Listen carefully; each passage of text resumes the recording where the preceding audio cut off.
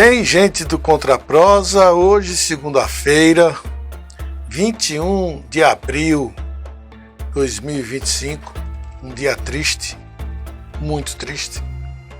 Aliás, foi um feriado assim, muito incomum, né?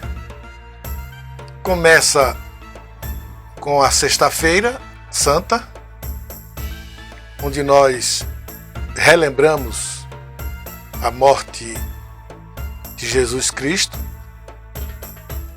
e deveria terminar com a Páscoa, que é o seu renascimento, digamos assim, quando Cristo então ressuscitou. Mas tem essa segunda-feira que é feriado, em que a gente relembra o sofrimento de Tiradentes, quando no seu imaginário tentou transformar esse país numa república, ou pelo menos Minas Gerais numa república. Então começa com Cristo na cruz e termina com Tiradentes também morto na cruz e esquartejado.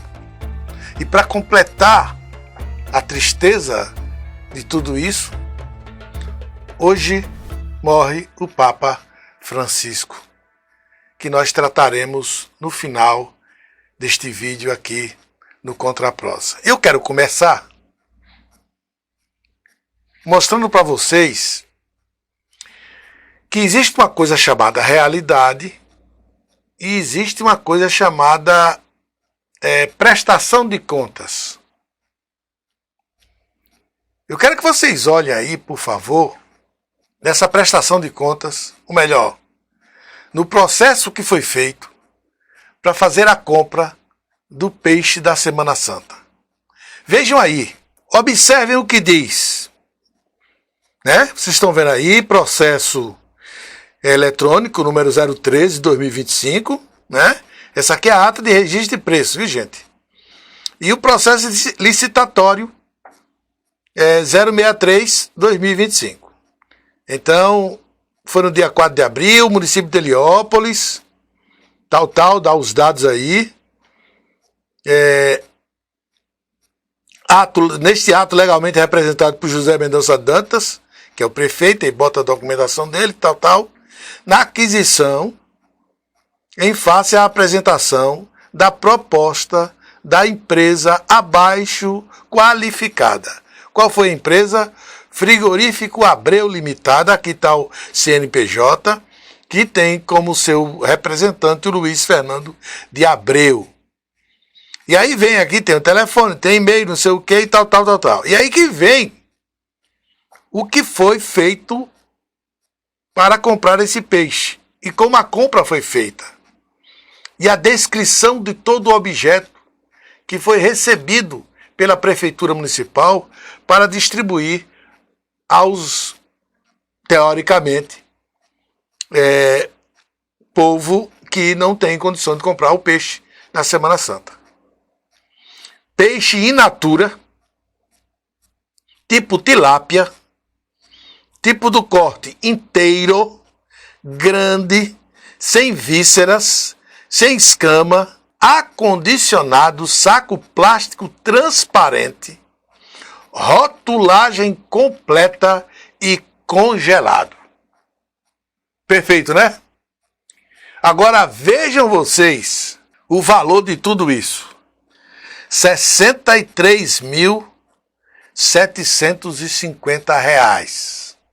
Valor de cada quilo de peixe, R$ 25,50. Aqui eu já vejo irregularidade, porque eu comprei tilápia e o quilo saiu a R$ 25.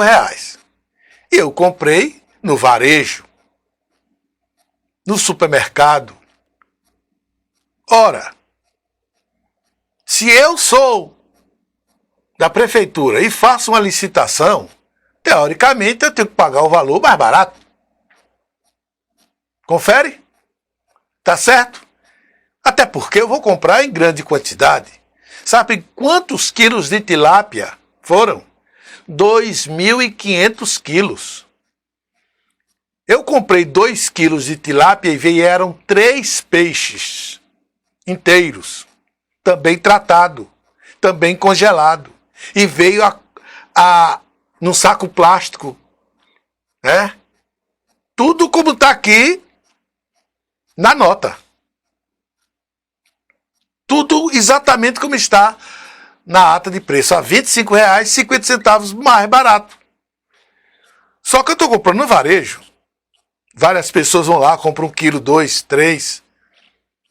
A prefeitura comprou 2.500 quilos. Portanto, o fornecedor, teoricamente, vai vender em quantidade. A tendência dele é diminuir a sua margem de lucro para vender mais. Aí pode ser 5% de desconto, 10% de desconto, depende da condição de cada um. Esse peixe a R$ 25,50 está superfaturado. Mas isso aí é peixe pequeno. Teoricamente é peixe pequeno. Se foram 25 mil quilos, vamos imaginar vocês, uma tilápia, ela tem que ser muito grande para dar 1 quilo.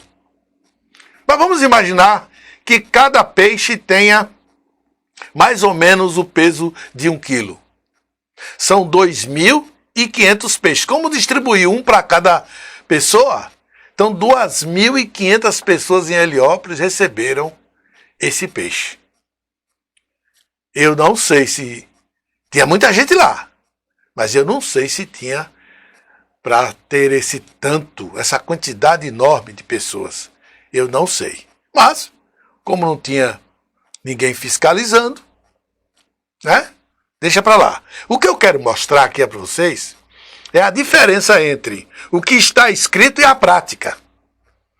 Olha aí, eu tirei do próprio Instagram do prefeito fotografias da distribuição do peixe. Olhem esse peixe em que condições estava.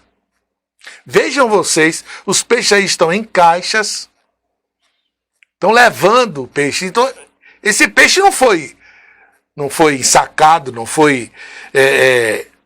não teve de jeito nenhum aquilo que está escrito na ata de preço da Prefeitura Municipal.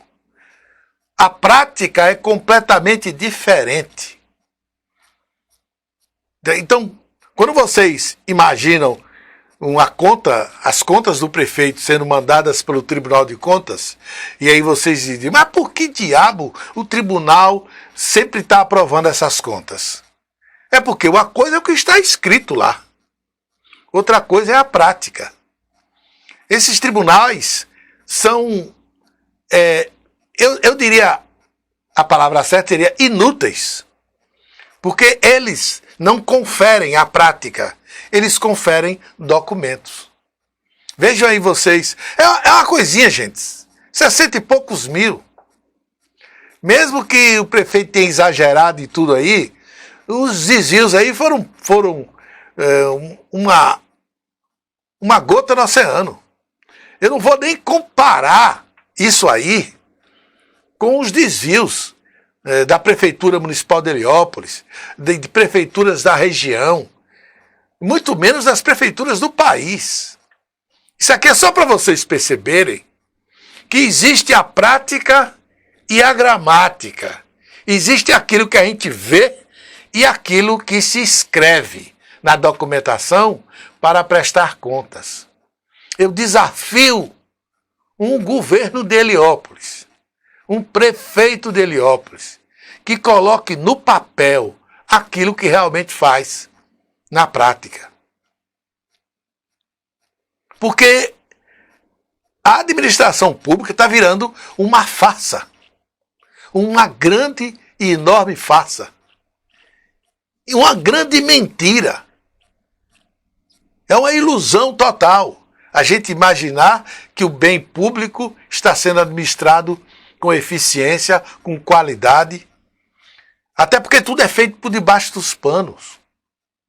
Apesar de tudo estar aí, tudo estar exposto, você encontra tudo aí na internet, é fácil você até contraditar.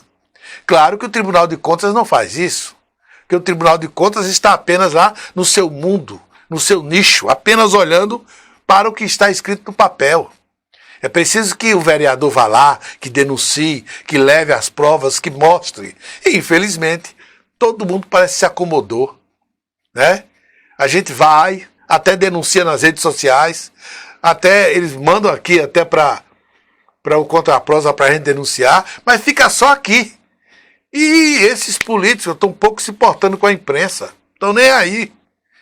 Porque eles estão tirando tanto da administração pública e vão usar isso para continuar na administração pública. Infelizmente, é o poder público financiando a própria corrupção do poder público. E, infelizmente, enquanto o povo não reagir, e a reação é com o voto, não tem outra forma, não adianta sair por aí xingando, não adianta sair por aí ofendendo as pessoas, não adianta. Você só vai conseguir resolver o problema de Heliópolis quando tirar esses políticos todos, velhacos, corruptos, que se apoderam do dinheiro público como se fosse seu, e colocar pessoas. Ah, mas não tem ninguém. Tem sim, ninguém se arrisca, é porque ninguém vai entrar numa eleição, como a de Heliópolis, para ter que investir milhões para poder chegar à prefeitura para provar que é honesto. Tem que chegar na prefeitura sem corromper o processo eleitoral para chegar lá e manter a administração pública distante da corrupção. Porque tem gente que está investindo 10, 11, 12, 13 milhões. E vão tirar tudo isso da prefeitura de Heliópolis. Vão tirar tudo isso das prefeituras onde investir esse dinheiro. E isso, infelizmente, vai acabar, mais uma vez, empurrando o problema para mais adiante. E nós não vamos sair desse círculo vicioso. Comprar e vender votos. Comprar e vender votos. E acontece o que está acontecendo aqui com o município de Heliópolis. Mas eu queria, depois de mostrar isso para vocês, falar sobre o Papa Francisco. O Papa Francisco, todo mundo sabe, é argentino, nasceu em Buenos Aires e faleceu às 2h35 da manhã, aqui horário de Brasília, e 7h35 horário da Itália, horário lá do Vaticano. O Papa Francisco foi um papa, primeiro papa latino-americano. Vocês sabem que tudo era... A igreja nunca saiu ali do mundo europeu, pela primeira vez. Além de ser latino-americano, ele era jesuíta. Jesuíta e trouxe para a Igreja Católica algumas conquistas que vocês não imaginam, porque o Papa mais moderno, o Papa mais atual da Igreja Católica nos últimos tempos, ele, além de incentivar a juventude, ele disse uma coisa, por exemplo, quando ele visitou aqui o Brasil, que me deixou assim, cheio de esperança, com o que ele disse aos jovens. Sejam revolucionários. Isso, você sabe o que é um Papa dizer isso para um jovem? O que é que ele está dizendo? E claro que ele explicou depois e ficou claro. A gente não pode se conformar, gente, com o que está posto. Mesmo que aquilo que está em curso, mesmo que aquilo que está postado no momento, seja algo novo, seja algo animador. A gente não pode se contentar com aquilo que estamos assistindo, que estamos vendo, que estamos praticando. Porque a gente precisa melhorar sempre. Para isso a gente tem que ser revolucionário. Tudo bem, tá ótimo isso aqui, mas a gente poderia melhorar? Isso aqui não pode não ser um pouco melhor? Que tal, né? A gente tem que o tempo todo estar questionando. E o mundo dos conservadores, o mundo dos que estão no poder, boa parte deles, eu diria mais de 90% daqueles que chegam ao poder, seja poder religioso ou poder político, eles não querem evoluir. E às vezes até essa falta nossa de rebeldia acaba criando retrocessos. aconteceu esse retrocesso nos Estados Unidos, né? Enquanto os democratas estavam lá falando as mesmas coisas de sempre, sem se questionar e sem evoluir, a sociedade deu uma guinada e colocou lá um maluco, um doido, que é o Trump, que está fazendo isso que vocês estão vendo aí no noticiário lá nos Estados Unidos. A mesma coisa está acontecendo na Europa. Vários governos que até têm visões absolutamente voltadas para o progresso da humanidade, para a evolução da humanidade, estão acomodados no poder. Vocês viram aqui no Brasil, né? A revolução que Lula causou no seu primeiro mandato, aquela distribuição de renda, que foi uma continuação daquilo que o PSDB começou com o Fernando Henrique. O Lula abraçou a causa e expandiu, né? Foi jogada praticamente na lata do lixo pelo rumo tomado na corrupção. E aí, ao invés de fazer a autoanálise e corrigir os defeitos para seguir em frente, né, começou a acusar os outros. O erro não estava com eles. O erro nunca esteve com o PT, estava com os outros. E nisso acabou, então, se acomodando. E aí veio a eleição de Jair Bolsonaro. Claro, um retrocesso. E estamos ainda correndo o risco desse retrocesso, porque a esquerda continua cometendo os mesmos erros. O presidente Lula continua cometendo os mesmos erros. E o Papa Francisco, ao dizer isso, seria, infelizmente, essa lição, parece que não está sendo seguida, mostra para a gente o seguinte: não adianta você evoluir apenas, você tem que evoluir e continuar com o seu senso crítico, porque somente o senso crítico vai descobrir onde está o erro, onde estamos errando e onde temos que, evidentemente, evoluir. Papa Francisco, por exemplo, era a favor do desarmamento. As pessoas, para que armas? A gente tem que viver em paz, né? Pregava direto contra guerras, tá entendendo? Esse mundo cheio de Hamas, cheio de Rússia, desse povo que só quer matar, pensa em dinheiro, sabe? O Papa era um crítico, quanto mais desse mundo de guerra. E às vezes é difícil, porque você vai imaginar, por exemplo, como é que agiria Israel depois daquela invasão do Hamas. Estão entendendo? Não dá para você ver a sua família sendo morta e depois você perdoar o inimigo. Certo? Então, como é que deveria agir a Ucrânia, tendo seu território invadido pela Rússia? Tem que reagir, sabe? Então, o mais comum seria, antes da invasão, como a Rússia fez, tivéssemos leis, tivéssemos diálogo suficiente para que cada um ficasse no seu mundo, tentando corrigir os problemas do seu mundo e não justificar a invasão ao mundo dos outros em nome de um discurso de ódio, em nome de uma coisa insana, que é diminuir o outro, ofender o outro, pisar no outro, para, com isso, vender a ideia de poder.